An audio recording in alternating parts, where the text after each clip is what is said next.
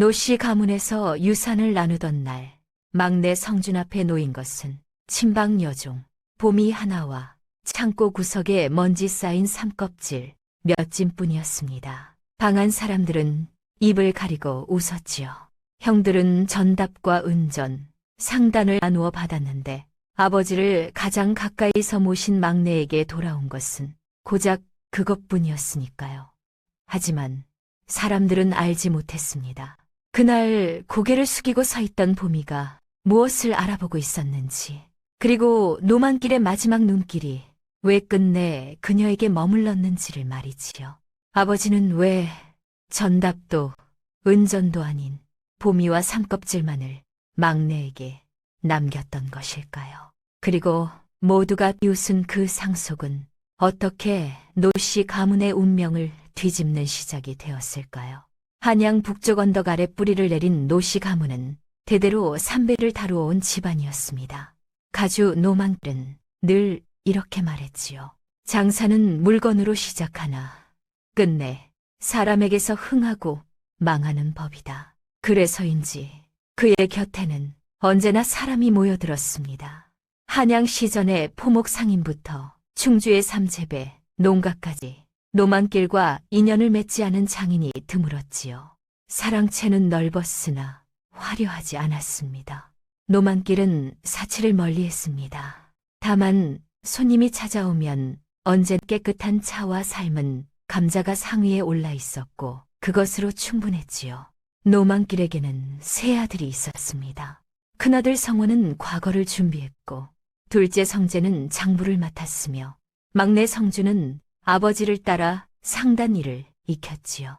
그런데 성준에게는 봄이처럼 한눈에 사람을 꿰뚫는 재주는 없었습니다. 하지만 한 번 맺은 약속을 끝까지 지키는 고집만큼은 누구보다 단단했지요. 한 번은 거래소에서 약속된 납품 날짜를 사흘 앞당겨 달라고 했습니다. 성준은 정중히 거절했습니다. 약속한 날에 맞추어 드리겠습니다. 검수가 덜 된 것을 보낼 수는 없습니다. 아버지는 그 말을 전해 듣고 흐뭇하게 웃었습니다. 그리고 성준을 늘 곁에 두고 직접 가르쳤지요.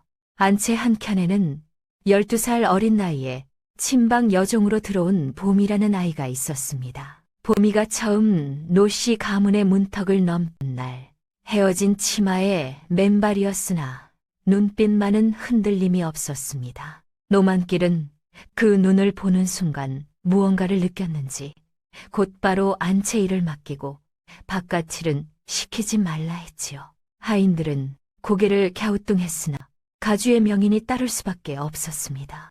봄이는 말이 없었습니다.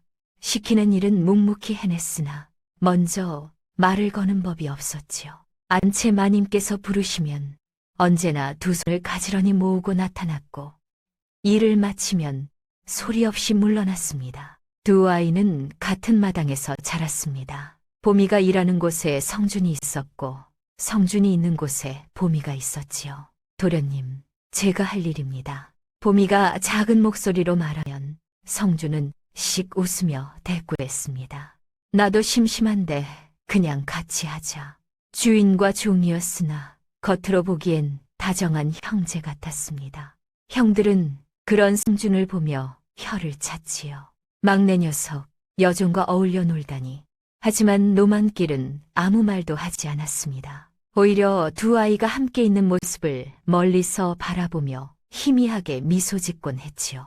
봄이가 18이 되고 성준이 20살을 넘기면서 두 사람 사이의 공기는 예전과 조금씩 달라지기 시작했습니다.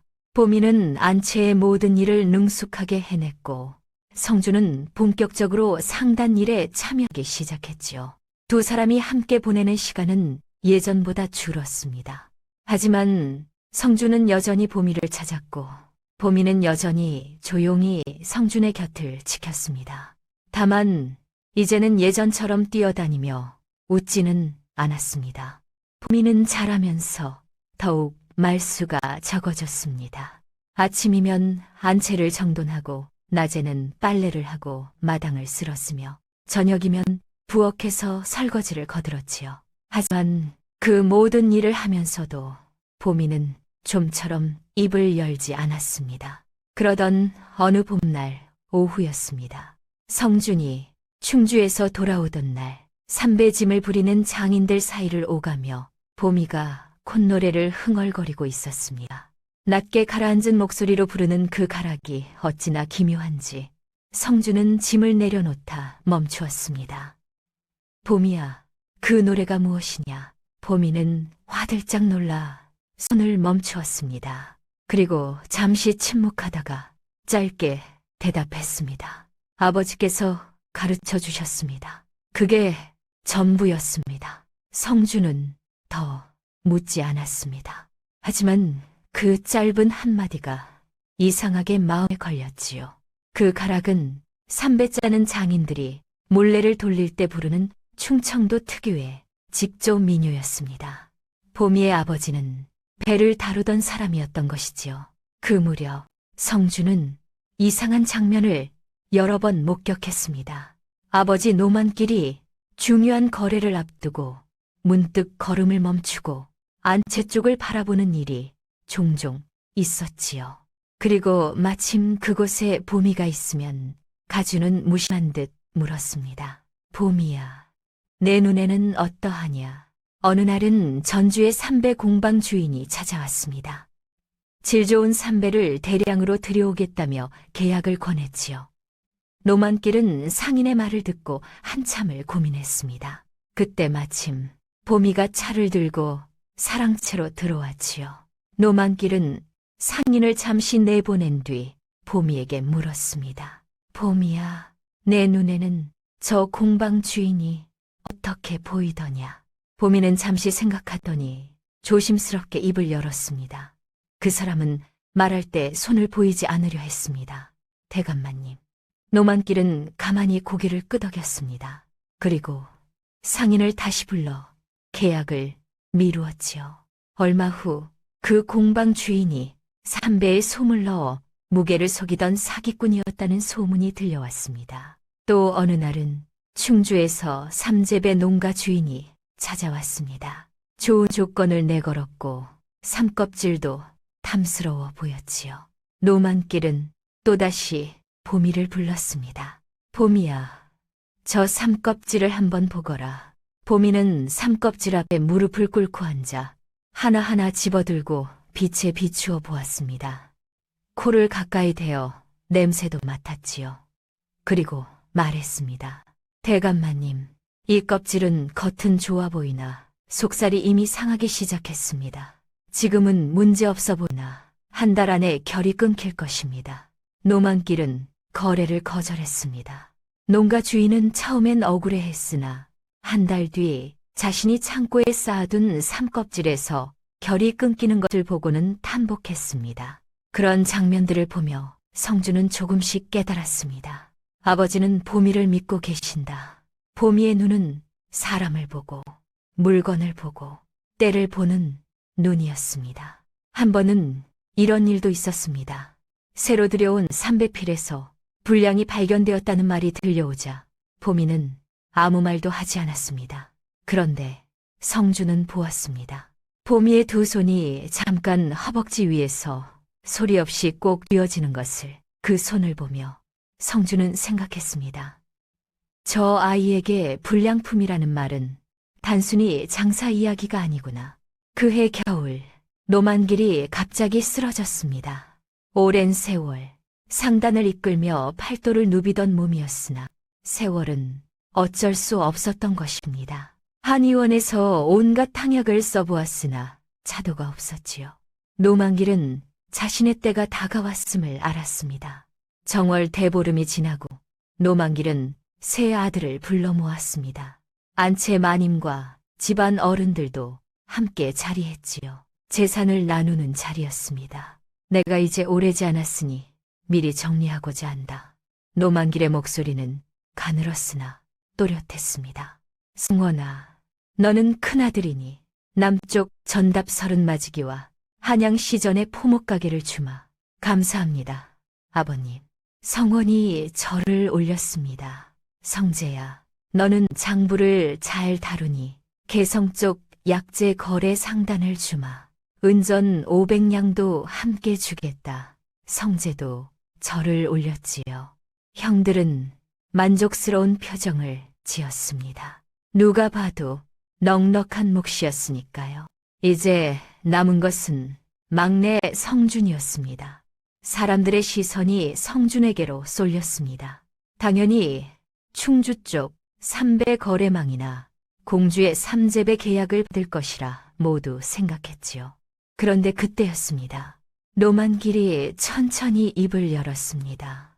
성준아, 너에게는 침방 여종 보미를 주마. 방안이 조용해졌습니다. 그리고 창고 한켠에 쌓인 먼지 쌓인 삼껍질 몇 짐도 함께 주겠다.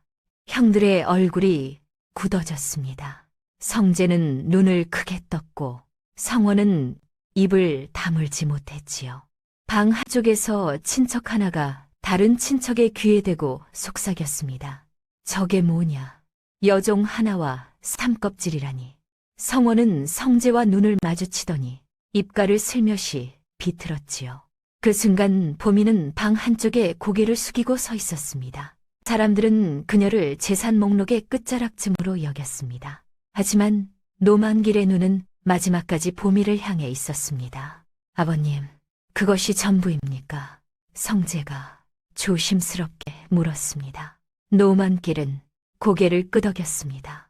그렇다. 성준에게는 그것이면 충분하다. 성준아, 이것이 무슨 뜻인지 너는 알겠느냐? 성준은 잠시 생각했습니다. 그리고 천천히 고개를 끄덕였습니다. 예, 아버님. 그렇다면 됐다. 노만길은 희미하게 미소 지었습니다. 그리고 그날 밤 조용히 눈을 감았습니다. 장례가 끝난 뒤 형들은 서로 마주보며 속삭였습니다. 막내는 아무것도 받지 못한 것이나 마찬가지구나. 여종 하나와 쉰내 나는 삼껍질이라니. 아버님께서 늙으시어 판단이 흐려지신 게지. 상이 끝나자마자 형들이 성준을 찾아왔습니다. 이제 각자의 길을 가야 하지 않겠느냐.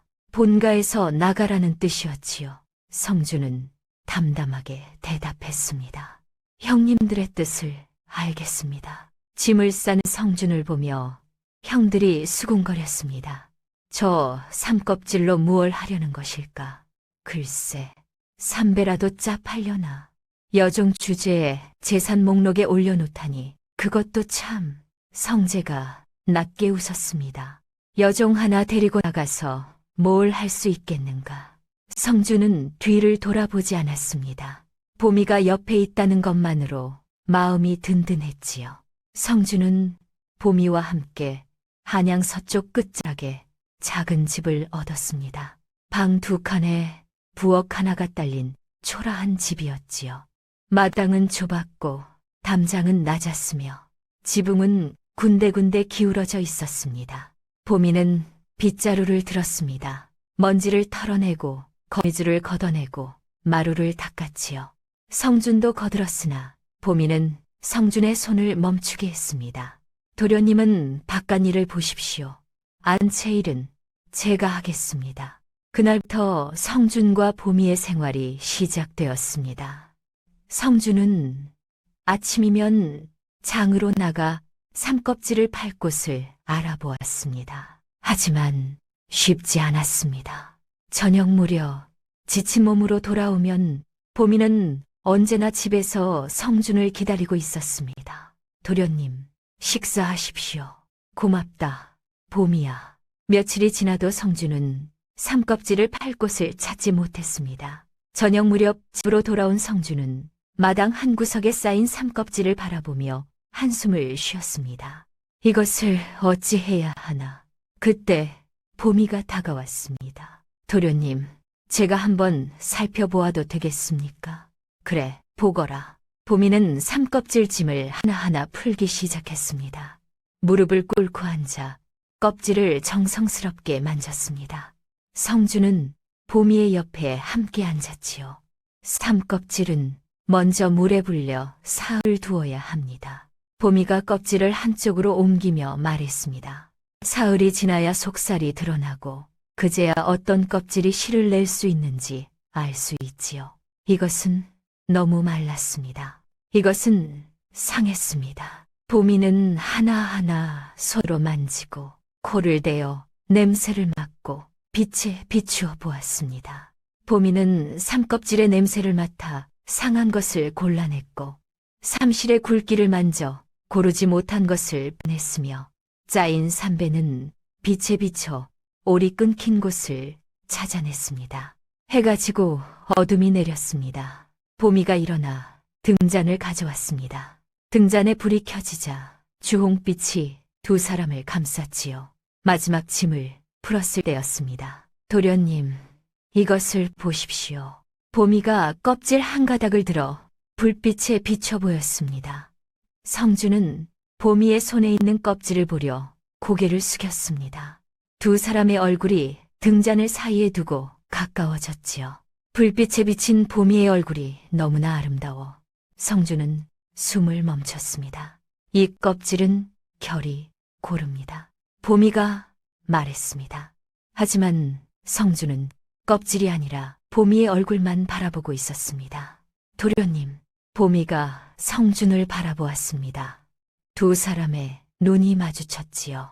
등잔 불꽃이 보미의 눈동자에 작게 반짝였습니다. 한참 뒤 보미가 입을 열었습니다. 도련님, 이 껍질들 중 두 짐 정도는 쓸 수 있습니다. 정말이냐?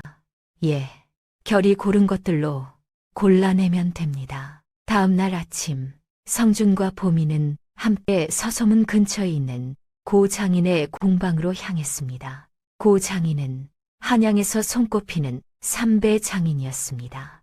까다롭기로 유명했으나 그가 짠 배는 최고였지요. 누구시오? 공방 문을 두드리자 고 장인이 나왔습니다. 50줄의 나이였고 손에는 실 가닥이 감겨 있었습니다. 소인은 노씨 가문의 막내 노성준이라 합니다. 삼껍질을 가져왔습니다. 노씨 가문이라. 아, 여종 하나와 삼껍질만 받았다는 그 막내. 고장이는 코웃음을 쳤습니다. 젊은 양반, 장사는 아무나 하는 게 아니라네. 그냥 돌아가시게. 고 장인이 문을 닫으려는 순간 보미가 앞으로 나섰습니다. 장인어른, 잠깐만 봐주십시오.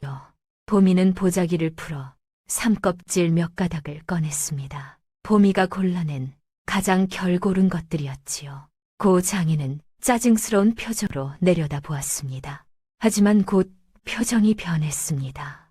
이것이 고 장인은 껍질을 집어들고 자세히 살폈습니다. 빛에 비춰보고 손으로 쪼개보고 결을 손가락 끝으로 훑어보았지요. 이 결이 고르구만. 나쁘지 않네. 아니, 꽤 좋은 편이야. 이 껍질로 실을 뽑으면 상품 3배가 나올 것 같구만. 성주는 가슴이 두근거렸습니다. 그렇다면 거래를 하시겠습니까? 얼마나 가지고 있나? 2짐 정도입니다. 고 장인은 잠시 생각하더니 말했습니다. 좋네. 그 껍질을 모두 가져오게. 내가 실을 뽑고 배를 짜주지. 다만 한 짐에 은전 6냥이네. 배를 짜는 수고비까지 합친 값이라네. 열흘 뒤 고 장인이 내놓은 3배는 희고 결이 고른 배였습니다. 좋은 지료 덕에 좋은 배가 나왔네. 이 3배를 가져가게. 시전에 내다 팔면 은전 14냥은 받을 수 있을 걸세. 성주는 약속한 대로 은전 12냥을 고장인에게 건넸습니다. 이익은 고작 2냥이었지요. 하지만 성준에게는 그것보다 중요한 것이 생겼습니다. 신뢰였습니다. 보미야, 이것이 시작이다. 성준이 말했습니다. 보미는 조용히 고개를 끄덕였습니다. 예, 도련님, 좋은 시작입니다. 그 후로 성준의 장사는 조금씩 커져갔습니다. 고 장인을 통해 3배를 시전에 납품했고 소문이 퍼지면서 다른 곳에서도 성준을 찾았습니다. 성균관에 필요한 물건을 대신 드리고 납품하는 공인이 있었습니다.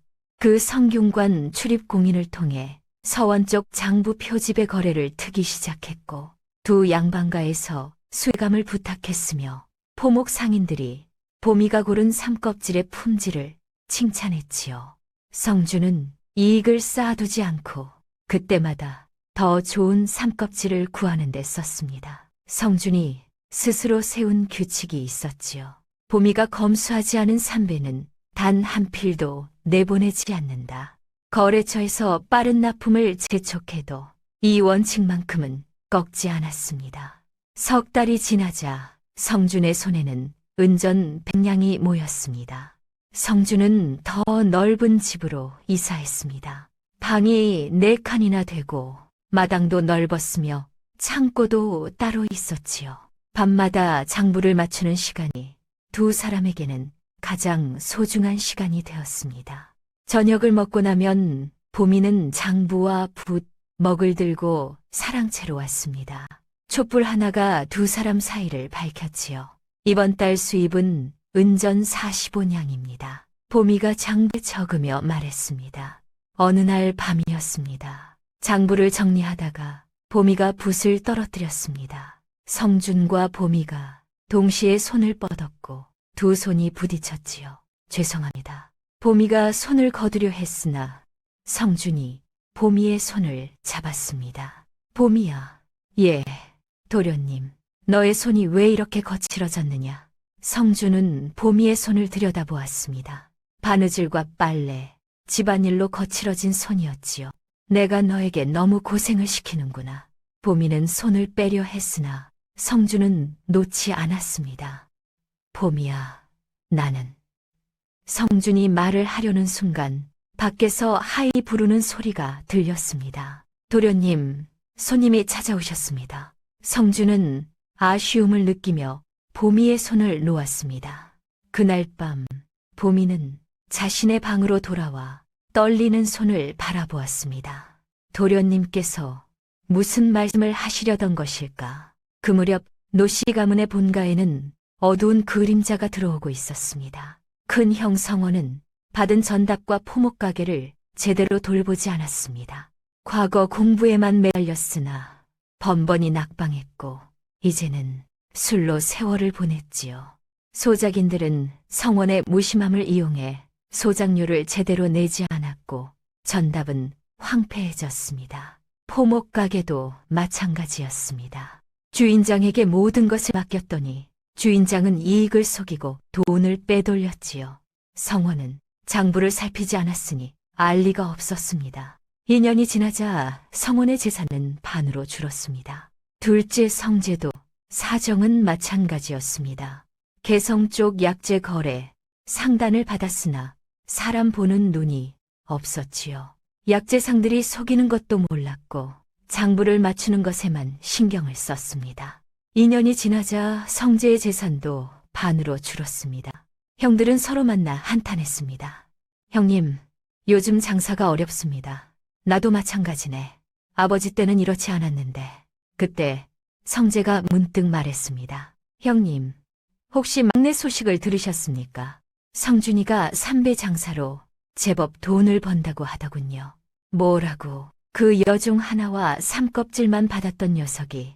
예, 지금은 성균관 출입 공인을 통해서도 납품을 한다고 합니다. 성원은 믿을 수 없다는 표정을 지었습니다. 그날 밤 성원은 잠을 이루지 못했습니다. 아버지가 성준에게 여종과 삼껍질을 준 이유를 이제야 이해할 것 같았습니다. 몇 달 뒤 성원은 전답 일부를 팔아야 했습니다. 빚을 갚기 위해서였지요. 성재도 약재 거래망의 절반을 남에게 넘겨야 했습니다. 결국 두 형제는 성준의 집을 찾아갔습니다. 성준아, 형들이 잘못했다. 우리가 재산을 제대로 돌보지 못했다. 지금은 빚에 쪼들리고 있네. 성준아, 도와줄 수 없겠느냐. 성준은 형들의 사정을 듣고 고개를 끄덕였습니다. 좋습니다. 형님들께 일을 맡겨드리겠습니다. 다만 성준은 진지하게 말했습니다. 형님들께서는 제 말을 따르셔야 합니다. 장사는 신뢰가 가장 중요합니다. 알았다. 내 말을 따르마. 성주는 형들에게 각자 일을 맡겼습니다. 서원에게는 한양시전과의 거래를 맡겼고 성재에게는 장부 정리를 맡겼지요. 처음 며칠은 괜찮았습니다. 하지만 한 달이 지나자 형들은 조급해지기 시작했습니다. 성준아, 우리가 일한 지 한 달이 넘었는데 돈은 언제 받느냐? 형님, 아직은 때가 아닙니다. 이번 달 장사가 끝나면 정산해 드리겠습니다. 그럼 얼마나 받을 수 있느냐? 형님들께는 은전 10량씩 드리겠습니다. 고작 10량. 성원이 소리쳤습니다. 성준아, 우리는 내 형들이다. 고작 10량을 준다는 게 말이 되느냐? 형님들, 장사는 이익이나 나눌 수 있습니다. 기다리고 기다렸다. 이제 지쳤다. 성원은 화를 내며 자리를 박차고 일어났습니다. 성재도 함께 나갔지요. 그날 밤 형들은 근처 주막에서 술을 마셨습니다. 형님, 성준이가 우리를 무시합니다. 그러게 말일세.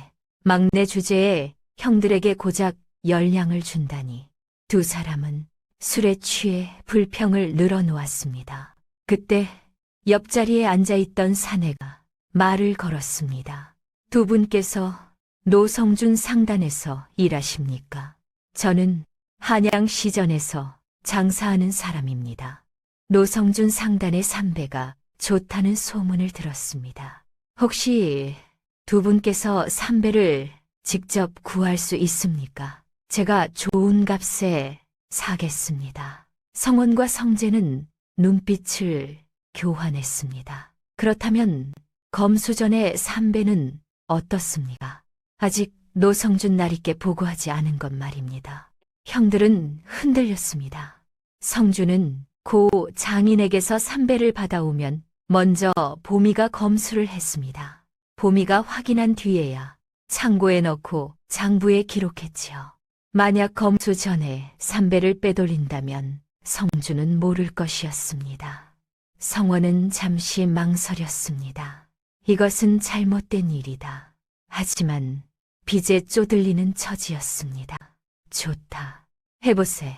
성원이 결정했습니다. 며칠 뒤 성준이 충주로 삼껍질을 구하러 간 사이 형들은 움직였습니다.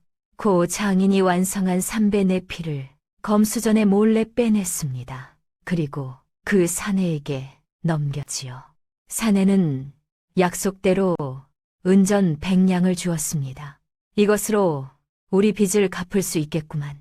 형들은 기뻐했습니다. 하지만 그들은 몰랐습니다. 보미가 이미 눈치를 챘다는 것을. 성준이 충주에서 돌아온 날 보미가 심각한 얼굴로 기다리고 있었습니다. 도련님, 큰일입니다. 무슨 일이냐, 보미야. 삼배가 네 필이 사라졌습니다. 성준은 급히 창고로 달려갔습니다. 과연 삼배는 2필뿐이었지요. 이럴 수가. 보미는 조심스럽게 말했습니다. 도련님, 형님들께서 검수전에 삼배를 가져가신 것 같습니다. 성준은 형들을 불렀습니다. 형님들, 삼배가 사라졌습니다. 혹시 아시는 바가 있습니까?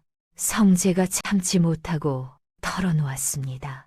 그래, 우리가 하지만 우리도 먹고 살아야 하지 않느냐. 형님, 어찌 그러실 수가 있습니까?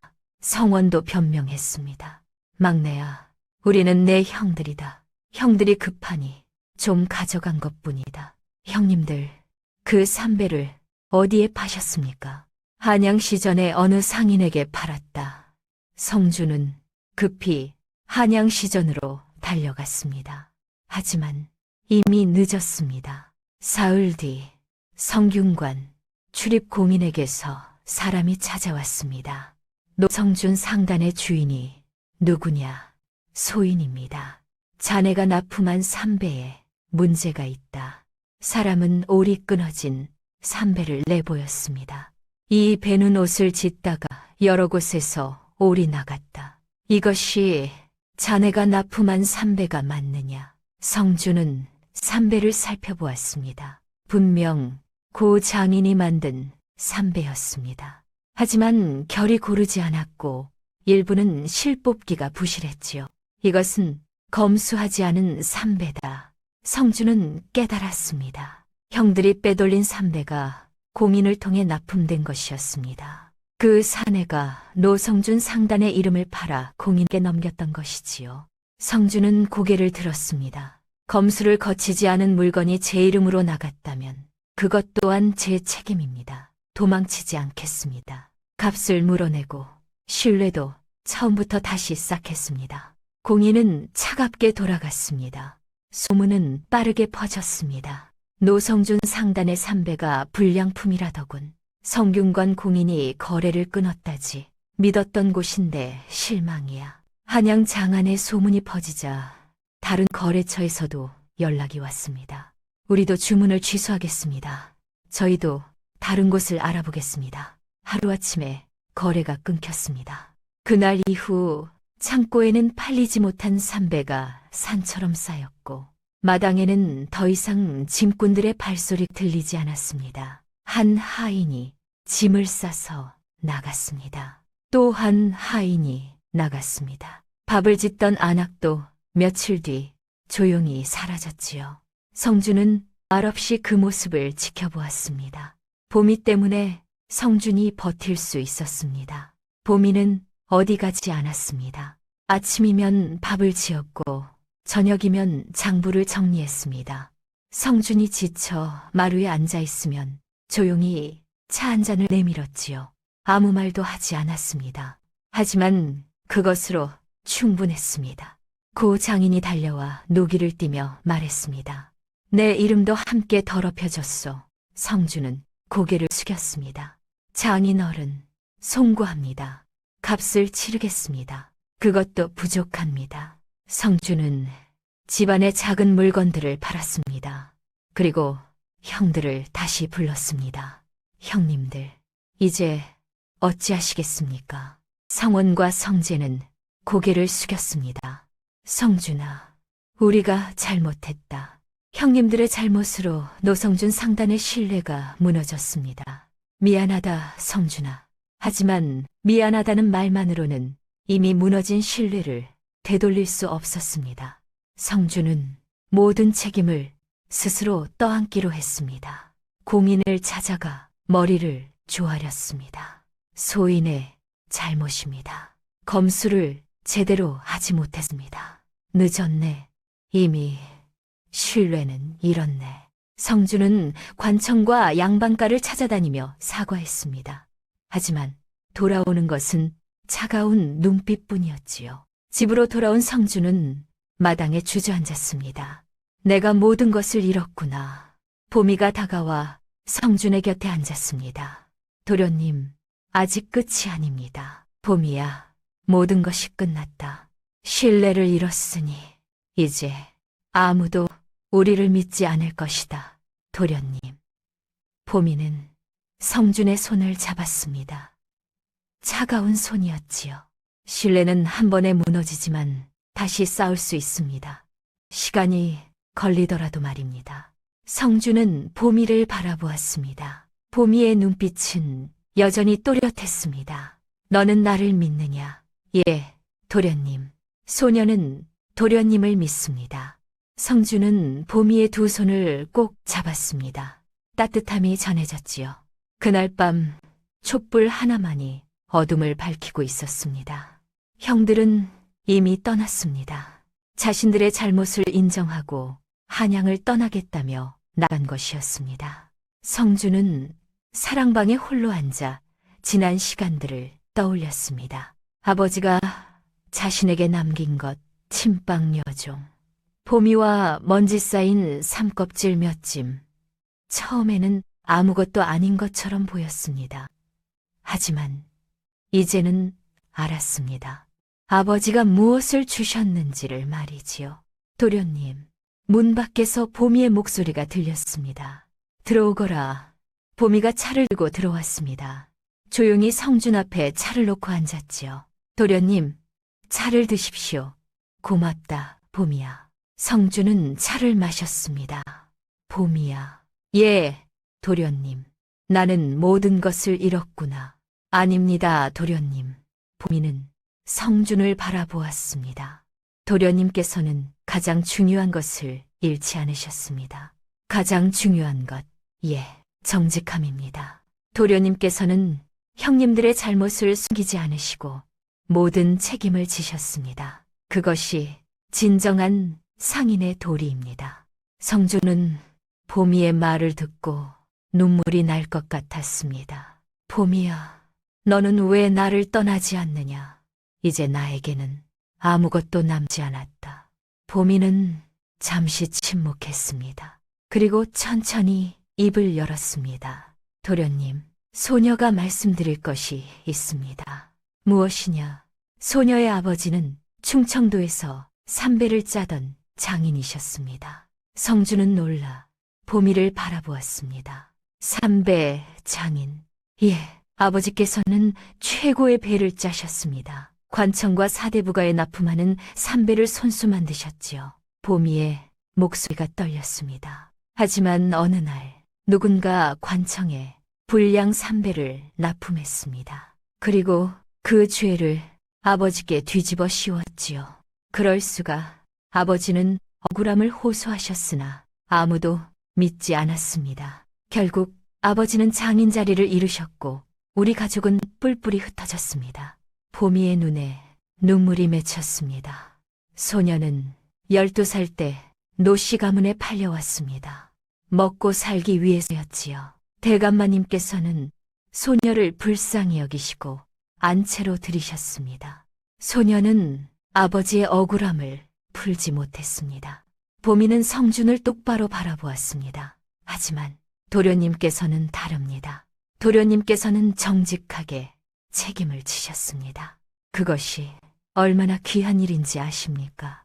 성준은 보미의 두 손을 감싸 쥐고 이마를 보미의 손등에 가만히 맞대었습니다. 오랫동안 그렇게 있었습니다. 보미야, 나는 예전부터 알고 있었다. 네가 삼배 장인의 딸이라는 것을. 아버님께서 말씀하신 적이 있다. 보미는 특별한 아이라고. 억울하게 집안이 망한 삼배 장인의 딸이라고. 보미는 놀라 성준을 바라보았습니다. 도련님께서 아셨습니까? 그렇다. 하지만 나는 네게 묻지 않았다. 네가 말하고 싶을 때 말할 것이라 생각했으니까. 성준이 보미의 눈을 바라보며 말했습니다. 나는 네 눈을 빌려 장사를 한 것이 아니다. 너와 함께 길을 만들고 싶었. 보미야, 너는 내 곁에 세워두고 싶은 사람이 아니라 나와 나란히 서야 할 사람이다. 언젠가 내 신분을 풀고 너를 내 아내이자 내 상단의 동업자로 맞이하겠다. 기다려주겠느냐? 보미의 눈에서 눈물이 흘러내렸습니다. 소녀도 도련님을 사랑합니다. 밖에서는 바람이 불었고 촛불이 흔들렸습니다. 하지만 두 사람의 마음은 흔들리지 않았지요. 모든 것을 잃은 밤이었으나 동시에 가장 큰 것을 얻은 밤이기도 했습니다. 성준 그날 밤 잠을 이루지 못했습니다. 보미의 과거가 머릿속을 맴돌았습니다. 억울하게 죄를 뒤집어 쓴 아버지, 뿔뿔이 흩어진 가족, 12살에 팔려온 아이. 그 아이가 아버지에게 배운 것을 가슴에 품고 이 집에서, 이 마당에서, 이 삼껍질 앞에서 조용히 살아왔던 것이지요. 성준은 창밖을 바라보았습니다. 보미의 방에는 아직 등잔 불빛이 비치고 있었습니다. 잠을 이루지 못하는 것은 성준만이 아니었겠지요. 성준은 자신의 손을 내려다보았습니다. 보미의 손을 잡았을 때 온기가 아직 남아있는 것 같았습니다. 나는 네 눈을 빌려 장사를 한 것이 아니다. 너와 함께 길을 만들고 싶었다. 그 말은 진심이었습니다.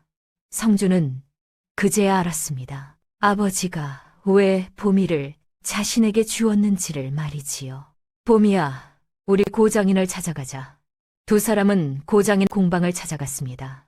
고장인은 성준을 보자 난처한 표정을 지었습니다. 성준날이 소문을 들었습니다. 안타깝습니다.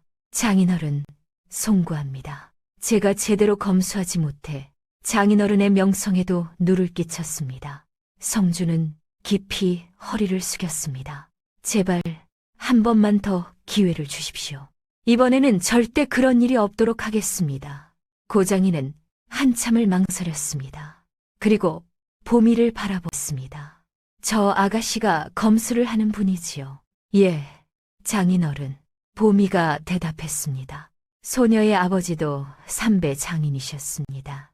소녀는 아버지께 배운 대로 검수하겠습니다. 단 한 필의 불량품도 나가지 않도록 하겠습니다.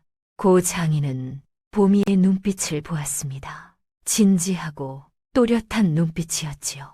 좋습니다. 한 번 더 믿어보겠습니다. 하지만 이번이 마지막입니다. 감사합니다. 장인어른. 공방에서 나오는 길에 성주는 한참 말이 없었습니다. 보미도 조용히 걸었지요. 먼저 입을 연 것은 성준이었습니다. 보미야, 이번에는 내가 달라져야겠다. 같이고. 보미가 성준을 바라보았습니다. 성준이 말을 이었습니다. 전에는 검수를 내게 맡기고 내가 거래 쪽만 봤다. 하지만 이번에는 내가 함께 배우겠다. 삼껍질을 고르는 법도, 오를 확인하는 법도. 보미는 잠시 말이 없다가 고개를 끄덕였습니다. 그렇게 하십시오, 도련님. 그날부터 성주는 매일 아침 보미의 옆에 앉아 삼껍질 고르는 법을 배웠습니다. 처음에는 좋은 것과 나쁜 것을 구분하지 못해 보미에게 몇 번씩 물어야 했지요.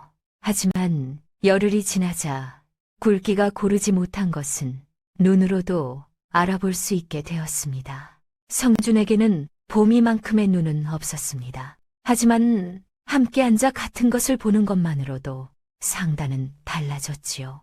거래처를 어디로 할지, 삼껍질을 어느 마을에서 구할지, 어떤 공인을 통할지 모든 것을 보미와 마주 앉아 의논하기 시작했습니다. 보미는 성준이 묻기 전에 먼저 의견을 말하기 시작했습니다. 그것이 이전과 달라진 점이었지요. 한 번은 규모가 큰 양반가에서 급히 삼배를 보내달라는 요청이 왔습니다. 평소 2배가 넘는 양이었지요. 보미의 검수가 끝나지 않은 삼배가 반 이상이었습니다. 성주는 잠시 망설이다가 거래처에 정중히 말했습니다. 검수를 마친 것만 납품하겠습니다. 기다려주신다면 사흘 안에 올리겠습니다. 거래처에서는 처음에는 불만이었으나 성준의 태도를 보고 고개를 끄덕였습니다. 그날 이후로 그 야방가는 노성준 상단의 가장 든든한 고정 거래처가 되었지요. 그런데 며칠 뒤였습니다. 보미가 저녁에 조용히 성준에게 말했습니다. 도련님, 드릴 말씀이 있습니다.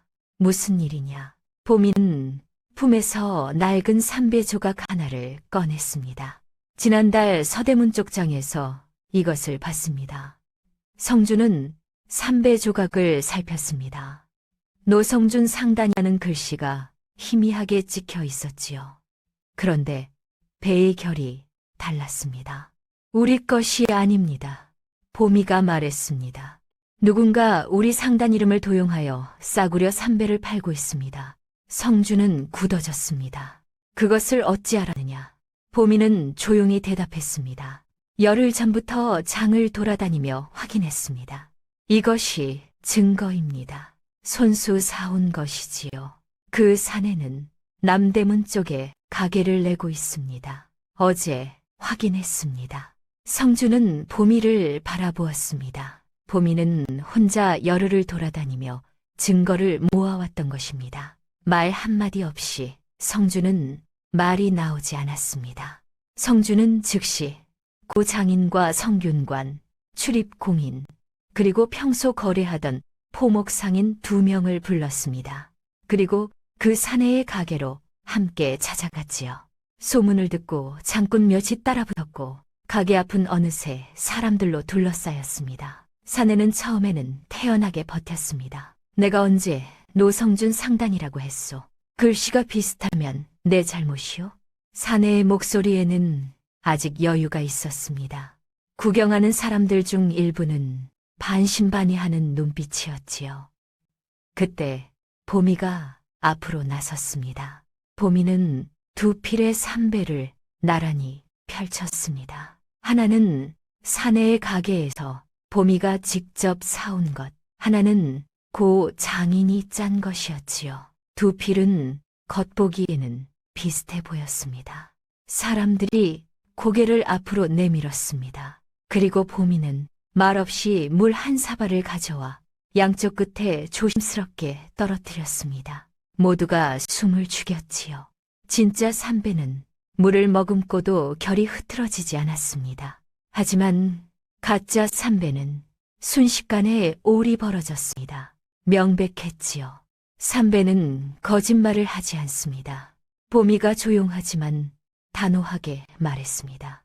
거짓말을 하는 것은 언제나 사람입니다. 장안의 침묵이 흘렀습니다. 고 장인이 두 삼배를 번갈아 보더니 고개를 끄덕였습니다. 이 배는 내가 짠 것이 아니오. 결이 다르고 굵기도 다르오.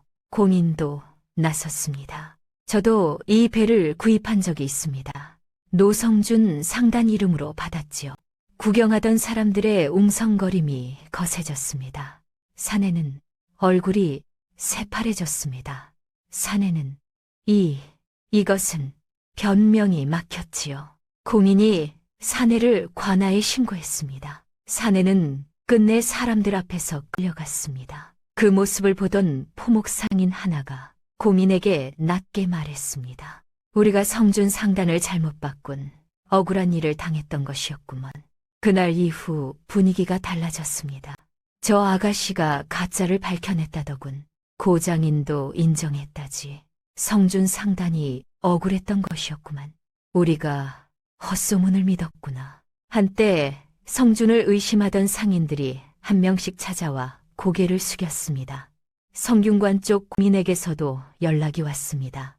성준 날이 납품한 삼배가 정말 좋았습니다. 더 주문하고 싶습니다. 그즈음 형들이 다시 찾아왔습니다. 성원과 성재는 이전보다 훨씬 초라한 모습이었습니다. 옷은 군데군데 헤어져 있었고 얼굴에는 그동안의 고생이 역력했지요. 하지만 눈빛은 달랐습니다. 예전의 오만함이 사라지고 없었지요. 성준아, 형들이 정말 잘못했다. 우리는 네가 쌓아온 신뢰를 무너뜨렸다. 용서해다오. 두 사람은 무릎을 꿇었습니다. 성준은 잠시 생각했습니다. 그리고 보미를 바라보았습니다.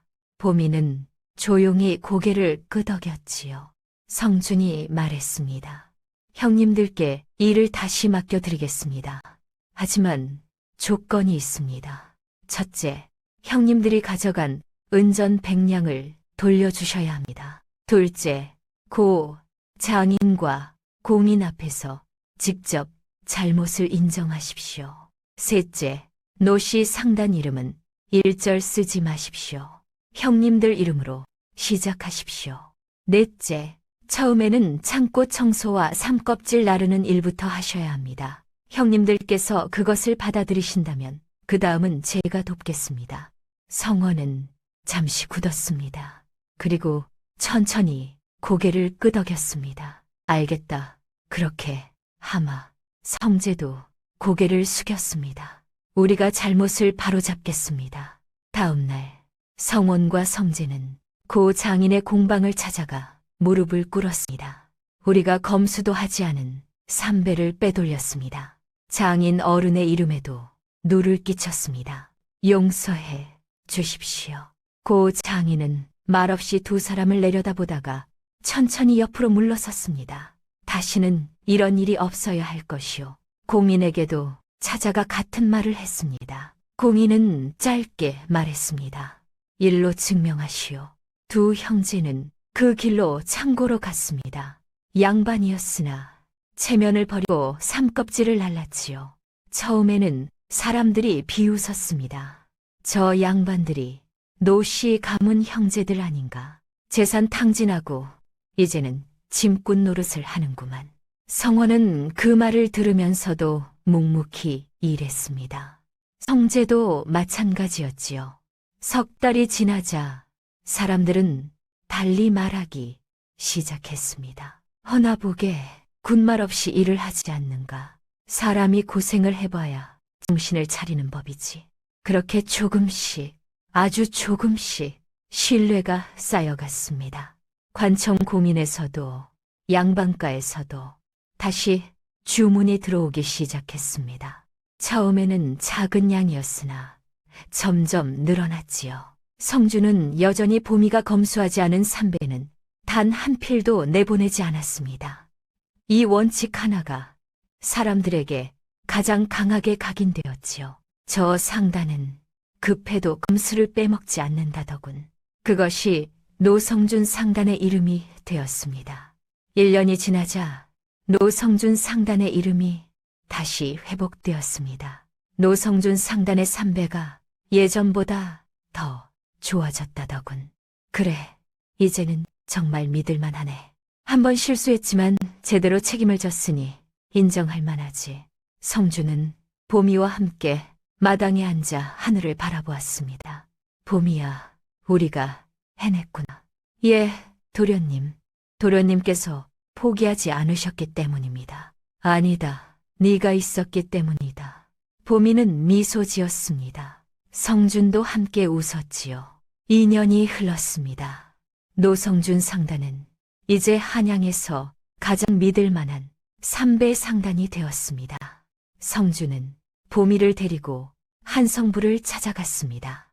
보미야, 오늘은 중요한 날이다. 도련님, 무슨 일이십니까? 내 신분을 풀 것이다.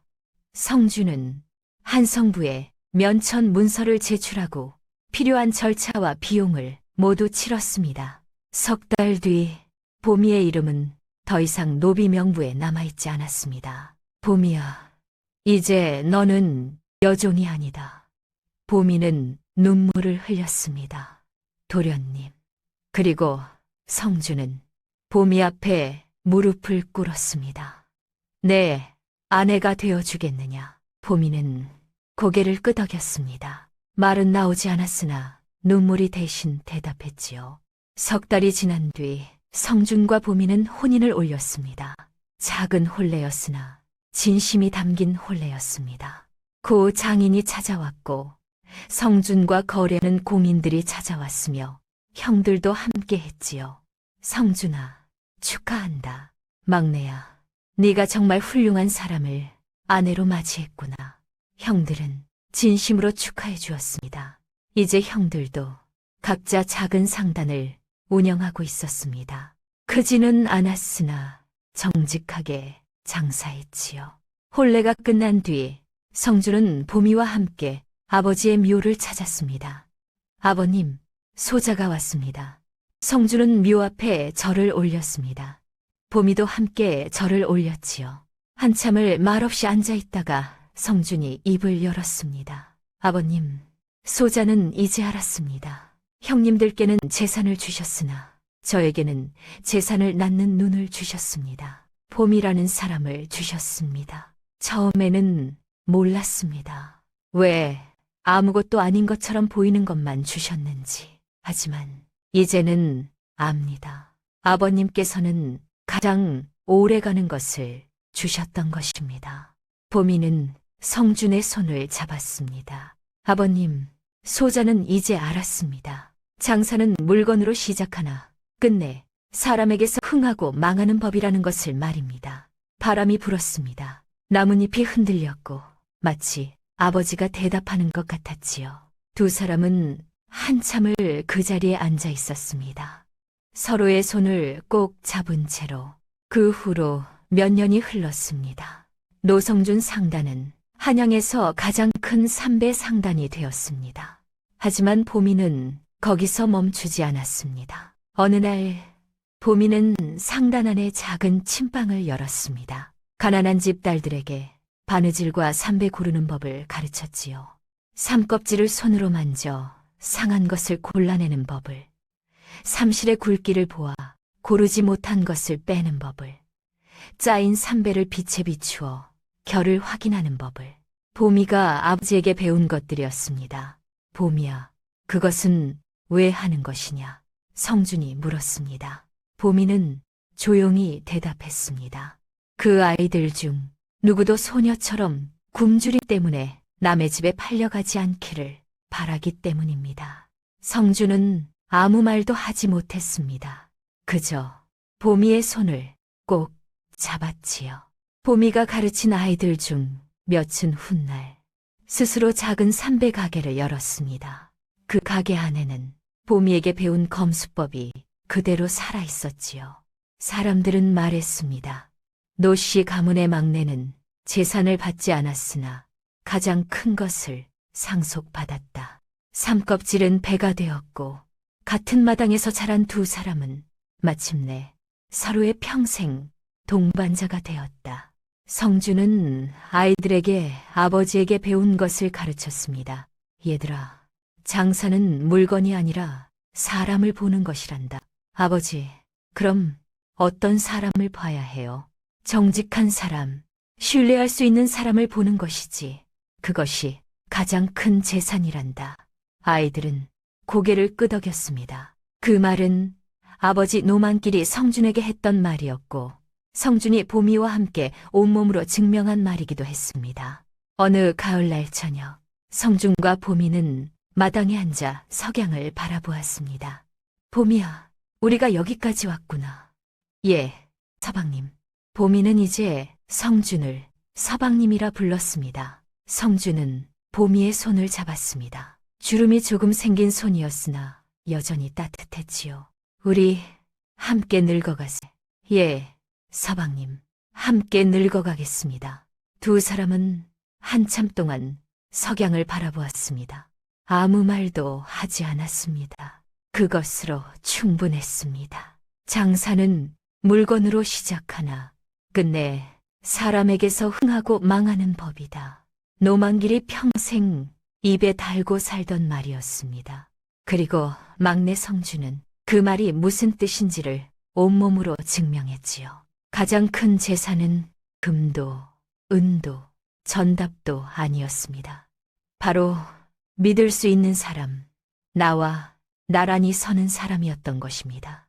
이것이 노씨 가문 막내 성준과 보미의 이야기입니다.